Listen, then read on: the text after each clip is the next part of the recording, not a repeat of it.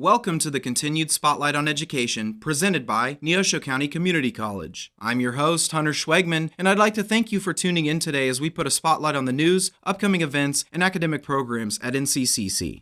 In this episode, we'll be spotlighting the Occupational Therapy Assistant Program here at Neosho County Community College as we celebrate Occupational Therapy Month during the month of April. Joining me now from the Ottawa campus is Peggy Carman, the Occupational Therapy Assistant Program Director. So Peggy, thank you so much for joining me today on the show this week as we celebrate OT month during the month of April. How are you doing today? Doing well, thank you. So before we get talking about the Occupational Therapy Assistant Program, we want to maybe spotlight you just a little bit as you are the director of the program and all the students kind of interact with you as they move through. So just tell us a little bit about yourself. You know, who are you? What should we know about you as we look through this program? Hunter, I've actually been a practicing occupational therapist for 33 years now. My career's varied and the different settings and populations that I've worked in. A lot of my career was in the pediatric world, so working in the public school systems and early childhood and even infant toddler, which actually ended up being one of my favorite settings, was working with families with their babies and toddlers as they first are managing the challenges of what might be areas of developmental delays for their children.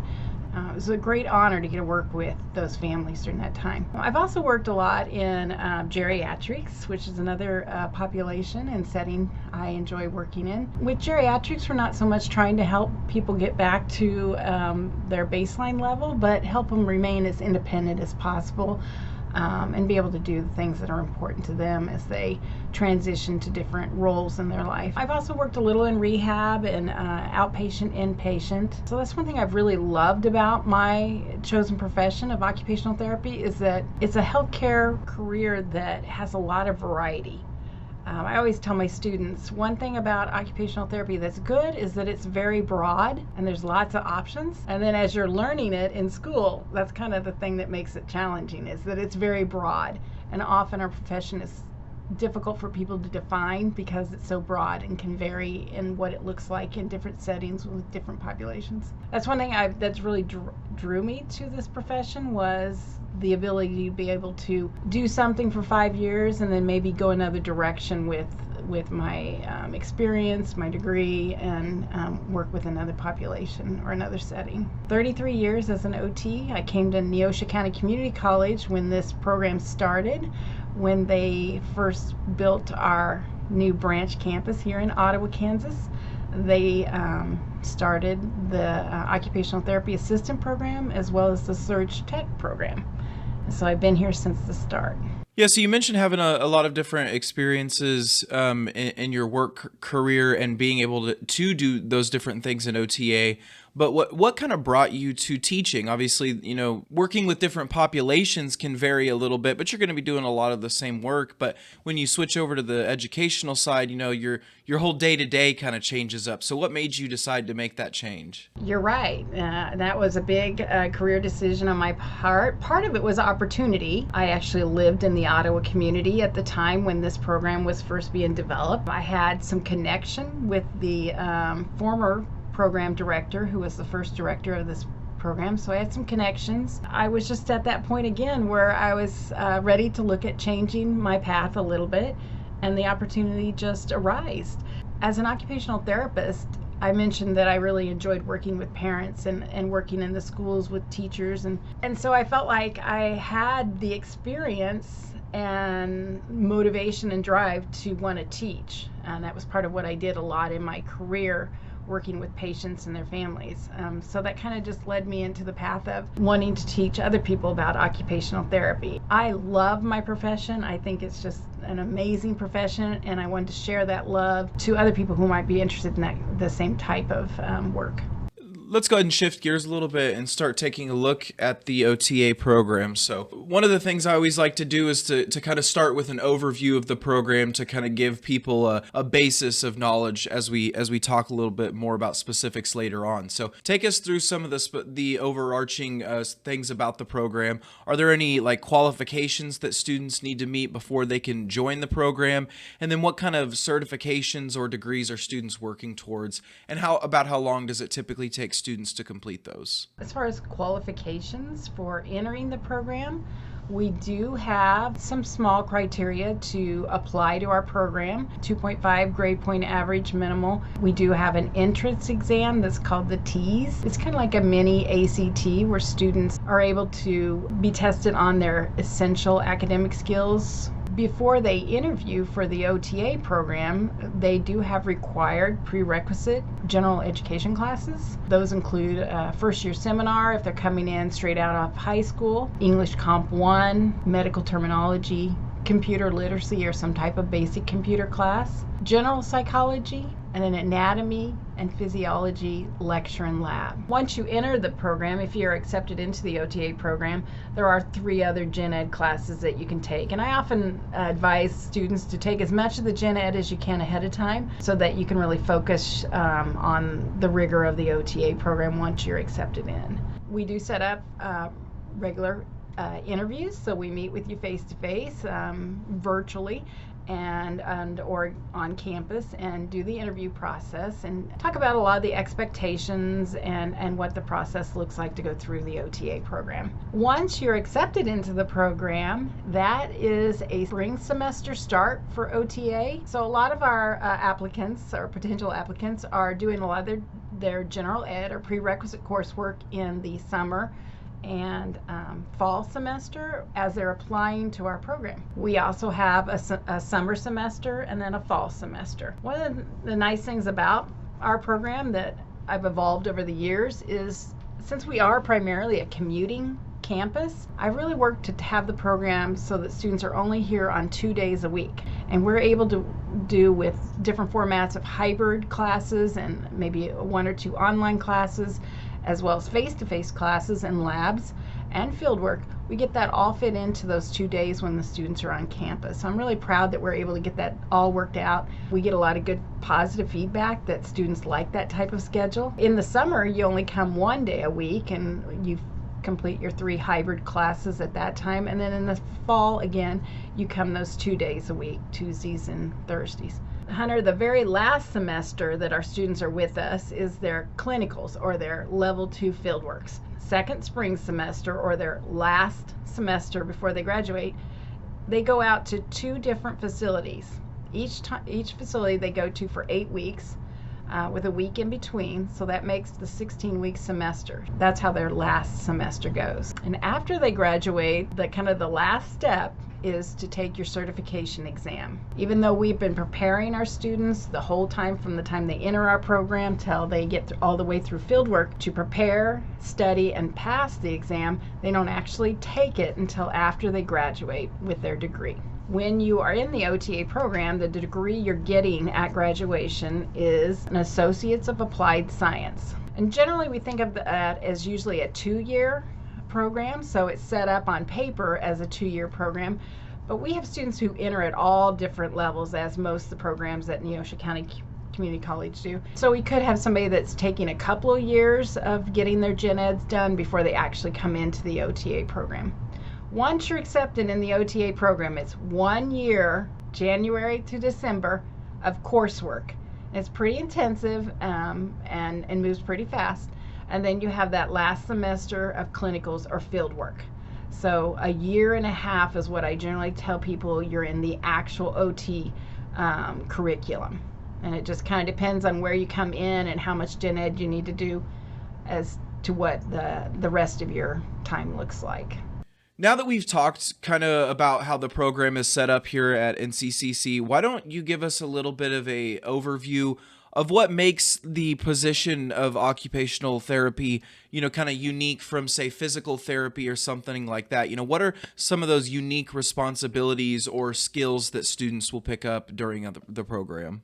Well, that's something we love to talk about, is how unique our profession is. Unfortunately, we do suffer from a little bit of identity crisis in our profession. Lots of times people know what physical therapy is, or perhaps what a speech language pathologist does, or respiratory therapy or radiology therapy.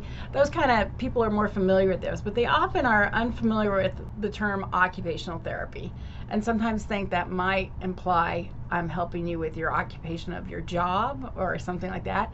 So we get those kind of questions all the time. So we love to advocate for our profession and tell people that want to know about the wonderful things we do. So what does make occupational therapy and the role of the occupational therapy assistant unique is that we use occupations, which is part of our name, and those are your everyday tasks that you do throughout your routine every day. From the time you wake up in the morning until the time you go to bed at night.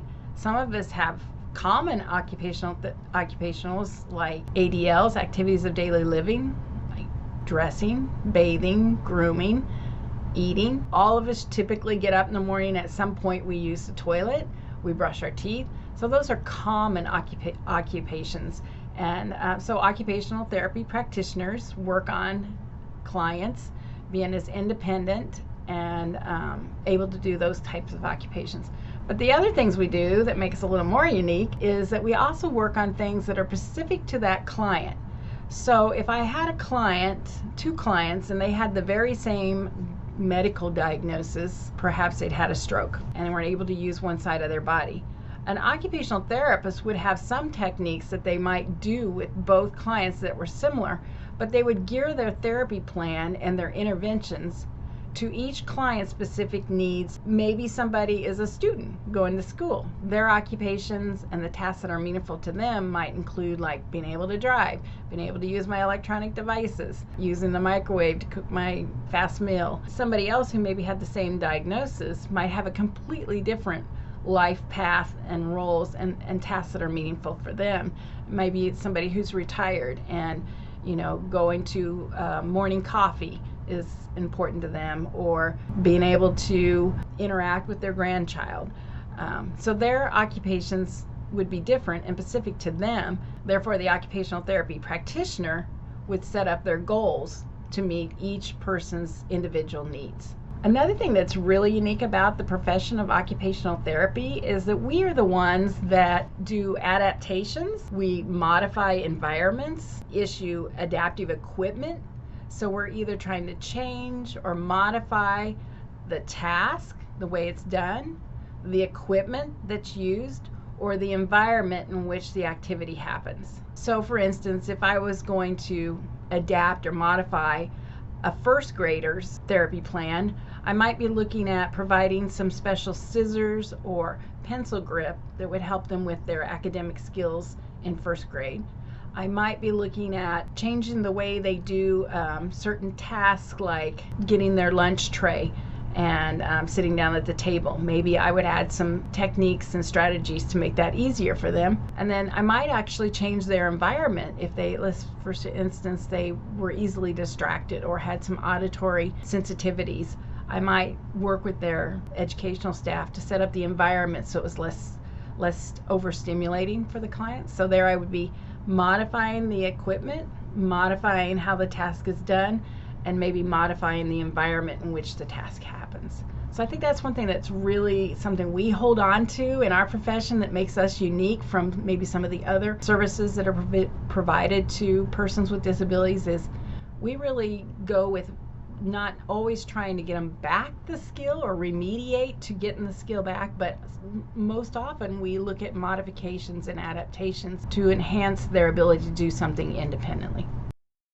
Enrollment for summer and fall classes is now open at Neosho County Community College. Choose from over 40 programs like aircraft sheet metal assembly, nursing, automotive technology, occupational therapy assistant, surgical technology, welding, and many more. Whether you're looking to earn an associate's degree or break into a new career field with a certificate, NCCC offers something for everyone. Email advising@neosho.edu to start your academic journey at Neosho County Community College today. Yeah, I think that's a really great way to look at it. And I know you and I have had discussions about my, prior knowledge of OT before I was exposed to it through Neosho County Community College. But I think it's a really great service, and I think you did a great job of explaining how it does differ from the other forms of therapy or assistance. Now let's talk a little bit about the lab that you guys operate in. So it's a really nice lab. I've been in there multiple times. It's a really great kind of dual use space to both be a lab and a general classroom for when you guys are doing lessons. But within that lab, what kind of technology or equipment are students using and learning the skills with? And are these instruments kind of, reflective of what's being used in real world work scenarios? Yeah, well, thanks for bringing up our lab. It is kind of unique when you compare it to other labs. One of the things you notice right away is a full kitchen. So we've got a refrigerator, stove, sink, dishwasher, microwave, all that, all the cabinets, and a total setup kitchen as part of our lab. And that's because we, again, work on those occupations of life, which include eating and feeding and meal prep and emptying the dishwasher and taking your groceries and putting them in the cabinet. So that's why we have that environment. That's another thing that makes us kind of unique, is that we work in very occupational based settings. So it's more real life than simulated or exercise. Another thing you see when you walk into our lab are therapy mats, because a big part of what we do is considered biomechanical. So we do work on things like range of motion of the joints, primarily the upper extremity and the head and neck area. We also work on muscle strength, sitting and standing dynamic balance, endurance, and activity tolerance. So those are all kind of things you think of with maybe regular therapy. People often think of physical therapy getting in those things. We actually do those things as well. So we're set up with all the weights, the TheraBand, the therapy mats. The students take kinesiology and kinesiology lab and learn those strategies and techniques. And that's all considered adjunctive therapy that leads to somebody doing better with their purposeful task. So if we're working on hand strength and hand range of motion, maybe from an injury somebody's had and they've had surgery, and we're trying to rehabilitate their hand back to having better grasp, better dexterity, fine motor. The idea would be is the main goal is we want them to hold their tools, their utensils, be able to operate their phone. All those things you do with your fingers and your hands is really what our end goal is, but we use a lot of the biomechanical strategies. So when you walk into our lab, we look very biomechanical with the kind of typical therapy things you see as far as exercise, but you also see these other environments. Not only do we have a full kitchen, we also have a full bathroom with a shower, a toilet, a tub, a sink, and everything. And that is where that is a lab for our students too, to practice things like tub transfers, using adaptive equipment for grooming, using different mobility devices to get up and down from the toilet. We also have access to a washer and dryer. So that stuff's all in our lab, as well as a lot of, the science stuff too. We have skeletons in there. Our students learn all about brain development and the different parts of the brain, everything about bone structure, about muscles, and how they move. Yeah, that's really great to hear. I know earlier in the episode you mentioned a little bit about some of the clinical work that students complete towards the end of the program track. But why don't you tell us a little bit more about those, placements, and maybe what kind of hospitals or clinics or, whatever that students are being placed at? Our students actually get the opportunity to do 2 different level 1 field works. In fact, right now we are just completing one of our level 1s this semester, where the students go out in the community and we work at a non-traditional community site where they don't have OT practitioners or a therapy department. And in this case, we focus on psychosocial skills. And so our students plan and design and implement activities with consumers at this community-based organizations, and help them work on things like socialization, rules to games or turn taking, expressing yourself, some of those less physical, less cognitive tasks.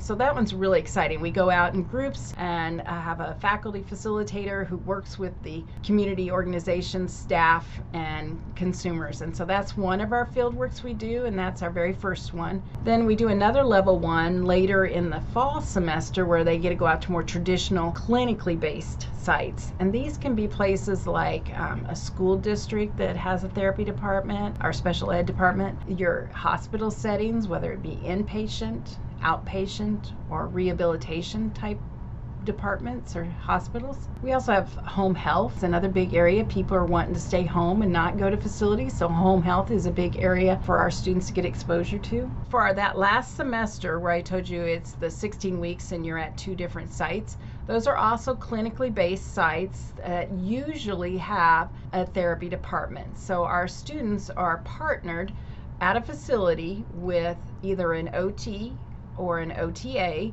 as their supervisor, or sometimes a combination of an OT and an OTA that supervise our student. And the student gradually learns the skills at that site through the 8 weeks until they get to their last few weeks where they're completely managing the therapy, the OT caseload for their supervisor with planning, prepping, and doing the therapy interventions, going to team meetings, and doing all the documentation. So it's kind of evolves over the 8 weeks, their responsibilities, until they are completely at that full caseload and doing all parts of the therapy. So that's 2. And usually what we do for those last 3 field works is we try to make sure our students get a balance and exposure to everything.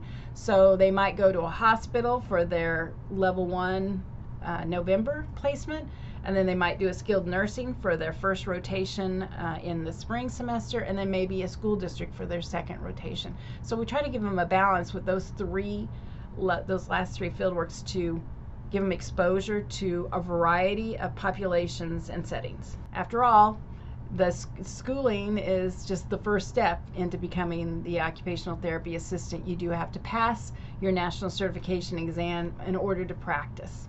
I just want to say that we have worked really hard, myself and our faculty, on preparing our students to pass that exam successfully on the first attempt. So we start very early in the program exposing them to the website and the handbook that's provided for students to prepare for the exam.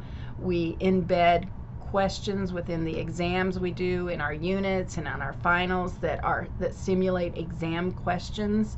We incorporate a lot of instructional methods and tools, and all this is to create this foundational knowledge that they then take to the exam and apply it to those exam questions and stuff. And we're really proud of how well our graduates do with passing their exam on their first attempt. That's something I strive to keep looking for more and more ways to help our students feel successful and confident going into the exams.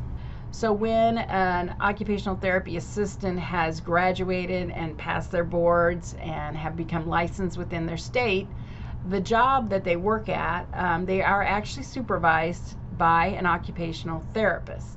So occupational therapists, or OTs, work collaboratively with occupational therapy assistants, or OTAs.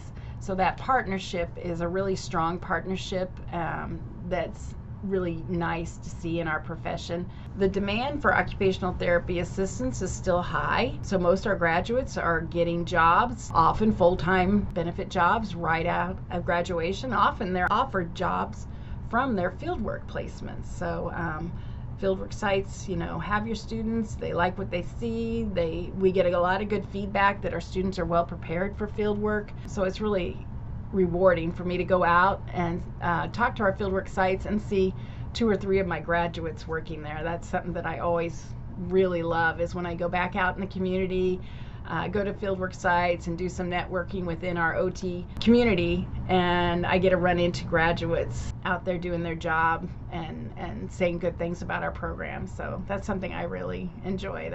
That's like the cherry on top. It's the ultimate end that I'm looking forward to, is happy graduates who are employed.